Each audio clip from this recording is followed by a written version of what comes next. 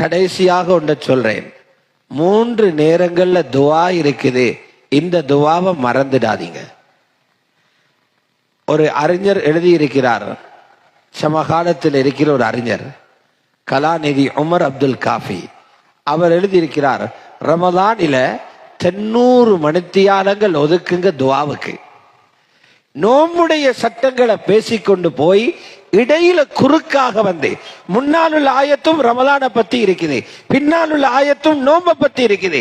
நடுவில் சொல்றார், என் அடியாறுகள் என்னை பத்தி கேட்டால் சொல்லுங்க, நான் பக்கத்தில் இருக்கிறேன் என்று. ஃபைன்னி கரீப், துவா கேட்பவர்களுக்கு பதிலளிக்கிறேன் என்று சொல்லுங்க. நோம்பட துவா முக்கியம். ஒரு மணித்தியாலம் துவா செய்யணும். எப்படி ஒரு மணித்தியாலம்? எங்களுக்கு அரபு தெரியாதே. அரபியில துவா கேட்கறது கடமை இல்லை. தொழுகைக்குள்ள மட்டும்தான் அரபியில கேட்கணும். வெளியில கேட்கறது அரபியில கேட்க தேவையில்லை. கபருக்குள்ள கூட அரபியில கேள்வி இல்லையே. எங்களோட அகீதாவில் எழுதிக்கிறாங்க, குல்லு இன்சானின் யுஸ்அலு பிலுகத்திஹி, அவரவருடைய பாஷையில தான் கபருல கேள்வி. பாஷையை படைச்சவன் அவன். அல்ஹம்துலில்லாஹி ரப்பில் ஆலமீன், அல்லாஹும்ம ஸல்லி அலா சய்யிதினா முஹம்மத் சொல்லிட்டீங்க. உங்களுக்கு தெரிஞ்ச பாஷையில தாயிடத்துல உண்ட அடம்பிடிச்சு கேட்கிறது போல் அல்லாட்ட கேளுங்க. தாயிடத்துல ஏன் அடம்பிடிச்சு கேட்கிறோம்? கோவிக்க மாட்டான். ரப்பிட்ட கேளுங்க. ரப்பு வித்தியாசமானவன்.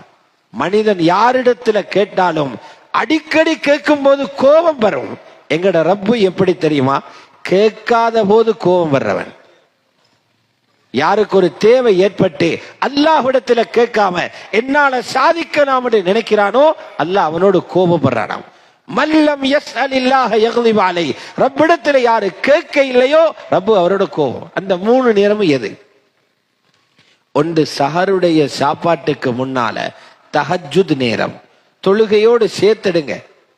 அழுது கொண்டிருங்க, இவ்வளவு பிரச்சனைகள் இருக்குது யா அல்லாஹ், தீர்வு உன்னால மட்டுமே தர முடியும், இந்த தீர்வை தந்துரு. 2வது நேரம் ஃபஜ்ர், சுபஹ் தொழுதவுடன் போய்த்து தூங்கிடாதீங்க. பல அறிஞர்கள் அது முசீபத்துடைய நேரம் என்று எழுதுறாங்க. சுபஹுக்கு பின்னால இஷ்ராக், சூரியன் உதயமாகும் வரை உள்ள நேரம்.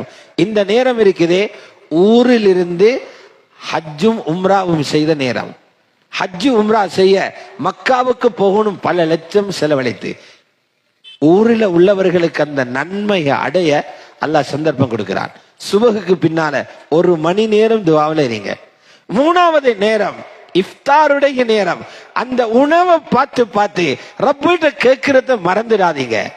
அந்த நேரத்தில் ஒவ்வொரு நோம்பாளிக்கும் ஒரு துஆவை அல்லாஹ் முஸ்தஜாபாக வச்சிருக்கிறான். கேட்டா கபூலாகும். இந்த 3 நேரங்களையும் மறக்காம துஆவில சேர்த்துக்கோங்க.